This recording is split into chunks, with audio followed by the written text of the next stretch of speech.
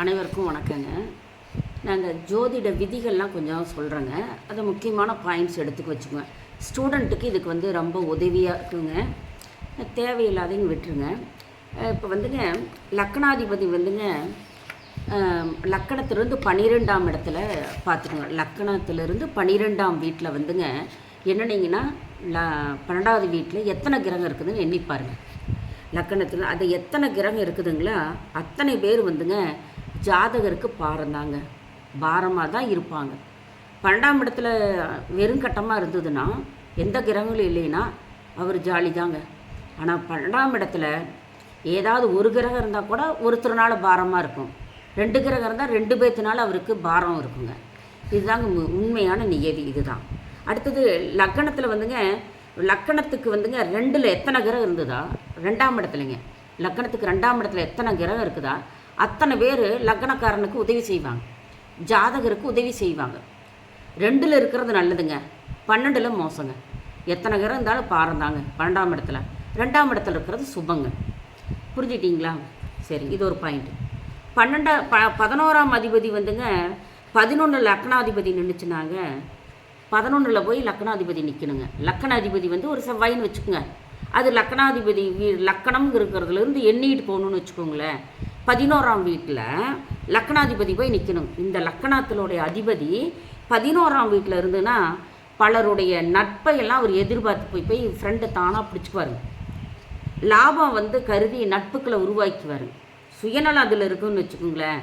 தானாக போய் எதை செஞ்சாலும் நம்மளுக்கு என்ன லாபம் வருது அப்படின்னு எதிர்பார்த்து போய் பழகுவாருங்க. லக்னாதிபதி 11ல் போய் இருக்கணுங்க. இருந்தால் அவர் தனக்கு லாபம் வர்ற மாதிரி பார்த்துக்கிட்டு அவருக்கு மைண்டு ஜாதகரோட மைண்டு என்னவாக இருக்குன்னா அவருக்கு சுய லாபம் இருக்குது. சுய நம்மளுக்கு லாபம் இருந்தால் ஃப்ரெண்டு பிடிச்சிக்குவார். புரிஞ்சுதுங்களா? சரி, லக்னாதிபதி 11ல் இருந்தால் அவங்கள சுயநலவாதின்னு சொல்லிக்கிங்க.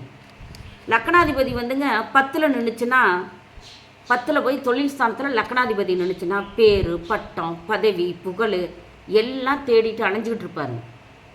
ஏன்னா தொழில்காரன்ற போய் அவர் அங்கே இருந்ததுன்னா பட்டம், பதவியெல்லாம் தொழிலெலாம் தேடி எப்பொழுதும் அவர் தொழில் சிந்தனையாகவே தாங்க இருப்பார். அவர் எப்பயுமே அவர் என்ன தொழில் பண்ணலாம், என்ன பண்ணலாம், ஏது பண்ணலாம், இதே தாங்க நினச்சிட்டு இருப்பார். லக்னாதிபதி 9ல் இருந்தால் தந்தையாருடைய உதவியை தேடுவாருங்க. தந்தையுடைய செல்வாக்கு, தந்தையிட்ட என்னென்ன இருக்குது அதை கொடுங்க தான் பார்ப்பார். உதவி எதிர்பார்ப்பார். தந்தை தான் மகனுக்கு செஞ்சுக்கிட்டே இருக்கணுங்க. அப்புறம் கடவுள் நம்பிக்கை, கடவுள் மேலே பாரத்தை போட்டு கடவுளே கதின்னு இருப்பார்.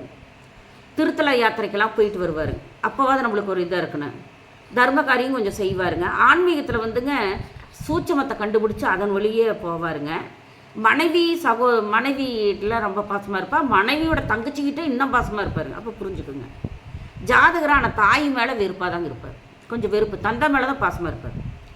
ஏன்னா தந்தையார் 9ஆம் இடத்துல லக்னாதிபதி போய் 9ஆம் இடத்துல இருந்தால் இப்படி தாங்க இருப்பார். லக்னாதிபதி 8ல் நின்னால் அவரே அவருக்கு அவமானத்தை தேடிக்குவாருங்க. லக்னாதிபதி போய் 8ல் மறைவு ஸ்தானத்தில் இருக்கவே கூடாது. அவமானத்தை அவரே தேடிக்குவார். யாருமே கொடுக்க வேண்டியதில்லை, அவரே தேடிக்குவார். அவர் அடிக்கடி கொஞ்சம் மரண பயம் அவர் மனசில் இருக்குங்க, குடி கொண்டுக்கிட்டே இருக்குங்க. லக்னாதிபதி 7ல் நின்றுச்சுனாங்க. லக்னாதிபதி 7ல் நின்றுச்சுன்னு வச்சுக்கோங்க, அதிர்ஷ்டக்காரன். அது ஆணுக்கு இருந்தால் பெண்ணுக்கு யார் ஜாதகத்தில் எப்படி இருக்கா அது இப்படி தாங்க நடக்கும். லக்னாதிபதி 7ல் போய் நின்றுச்சுன்னா அது மாங்கல்யஸ்தானங்க. 7ஆம் அதிபதி கணவனும் மனைவியும் அன்பாக இருப்பாங்க. லக்னாதிபதி போய் 7ல் நினச்சா கணவன் மனைவி மேலேயும் மனைவி கணவன் மேலேயும் ரொம்ப அந்யோன்யமாக இருப்பாங்க. இப்போ கணவனுக்கு இருந்தால் மனைவி மேலே பாசமாக இருப்பார், மனைவிக்கு இருந்தால் மனைவி கணவன் மேலே பாசமாக இருப்பார்.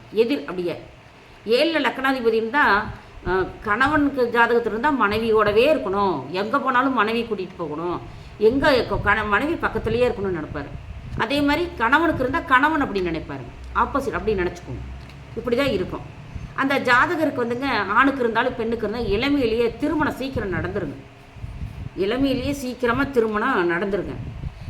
இதுதாங்க இந்த ஜோதிட சூட்சமங்கள்லாம் கொஞ்சம் கொஞ்சம் முக்கியமான பாயிண்ட்ஸ் தாங்க சொல்லிகிட்டு இருக்கிறேன். அப்புறம் லக்கணத்தில் 11க்குரியவன் 11ஆம் அதிபதி லக்கணத்தில் நின்றுச்சுன்னு வச்சுக்கோங்க. ஜாதகர்கிட்ட ஃப்ரெண்ட்ஷிப் வைக்க நிறைய ஃப்ரெண்டுங்க அலமோதுவாங்க. 11ஆம் அதிபதி போய் லக்கணத்தில் உட்காந்துட்டா அந்த ஜாதகர் கொடுத்து வச்சவர் நிறைய ஃப்ரெண்ட்ஷிப் அவங்களா வருவாங்க. முயற்சி இல்லாமையே ஜாதகருக்கு நிறைய லாபம் வருங்க. இது நல்ல விஷயம் தானுங்க. அப்புறம் லக்கணத்தில் வந்துங்க 12ஆம் அதிபதி வந்து நின்றுச்சுன்னா வெளிநாட்டு யோகமெல்லாம் வருங்க. வெளிநாட்டு தொடர்புகள் ஜாதகரை தேடிக்கிட்டு வருங்க. கொஞ்சம் ஜாதகருக்கு அதிக செலவினங்கள் வரும்னு வச்சுக்கோங்களேன். அது வந்துங்க. அப்புறம் லக்கணத்துக்கு 2ஆம் அதிபதி, லக்கணத்துக்கு 2ல் வந்துங்க லக்கணாதிபதி போய் நிற்கணும். லக்கணாதிபதி 2ல் நின்றுச்சுன்னா ஜாதகர் வந்து பொண்ணு பொருளை தேடி அலைஞ்சிக்கிட்டே போதுங்கிற மனசே இருக்காதுங்க அவருக்கு. பொண்ணு பொருள் வேணும்னு தேடி அலைஞ்சிக்கிட்டே இருப்பார். ஜாதகர் எப்பயுமே தன் பெருமையை வந்து பேரும் போகும். அப்படியே ரொம்ப கொஞ்சமாக இருந்தாலும் தம்பட்டை அடிச்சுக்குவாங்க. தற்பெருமை பேசுகிறவராக இருப்பார் எப்பயுமே. அப்புறம் லக்கணாதிபதி 3ல் போய் நின்றுச்சுன்னு வச்சுக்கோங்க, அவர் எப்பயுமே உடன்பிறப்புடைய உதவியை தேடிக்கிட்டே இருப்பார். அவர் உடன்பிறப்புகிட்ட போய் ஆனால் பாசமாக இருப்பாருங்க. இளைய சகோதரன் மூலம் பல லாபங்கள் கிடைக்கும்னு வச்சுக்கோங்களேன் ஜாதகருக்கு. லக்கணாதிபதி 4ல் இருந்தால் தாய் மீது வந்து அதிக அன்பு செலுத்துவாருங்க. தாயாரினுடைய உதவியை எதிர்பார்ப்பாருங்க. இதெல்லாங்க ஜோதிட சூச்சங்க. அதே மாதிரி லக்கணாதிபதி 5ல் நின்றுச்சுன்னு வச்சுக்கோங்க, குழந்தையினால அப்பாவுக்கு லாபம் வருங்க. குழந்தை மேலே பாசமாக இருப்பாருங்க. மகன் குழந்தைகிட்டலாம் அதிகமாக பாசம் வச்சுருப்பாரு தந்தையார். லக்கணாதிபதி 6ல்னா லக்கணாதிபதி 6ல் நினச்சா வம்பு வழக்கு இதெல்லாம் அந்த இது கட்டங்க. அப்போ தானாக போவார் சண்டைக்கு. ஜாதகரே வந்துங்க தன்னோட நடத்தினால விரோதிகளை சம்பாரிச்சுக்குவாருங்க. ஜாதகர் வந்து எதிரிகிட்ட தோற்றும் போயிடுவாருங்க. இதெல்லாம் ஜோதிட சூட்சமங்கள். இந்த பாயிண்டெல்லாம் குறித்து வச்சுக்கினே உங்களுக்கு வந்து உபயோகமாக இருக்குங்க. ஷேர் பண்ணுங்கள், சப்ஸ்கிரைப் பண்ணுங்கள், லைக் பண்ணுங்கள் ஃபஸ்ட்டு. இதெல்லாம் வந்துங்க நாங்களாம் கிளாஸில் போய் கற்றுக்கிட்டோங்க. நீங்கள் வந்துங்க இது வந்து உங்களுக்கெல்லாம் அரிய வாய்ப்பு. அதனால் நீங்கள் எங்களையும் என்கரேஜ் பண்ணுங்கள், லைக் கொடுங்க. ஒரு 100 பேர் பார்த்தா 4 பேர் கூட லைக் கொடுக்க மாட்டீங்க. அப்போ உங்களுக்கு பிடிக்கலையோ அப்படின்னு நான் நினப்பேன்.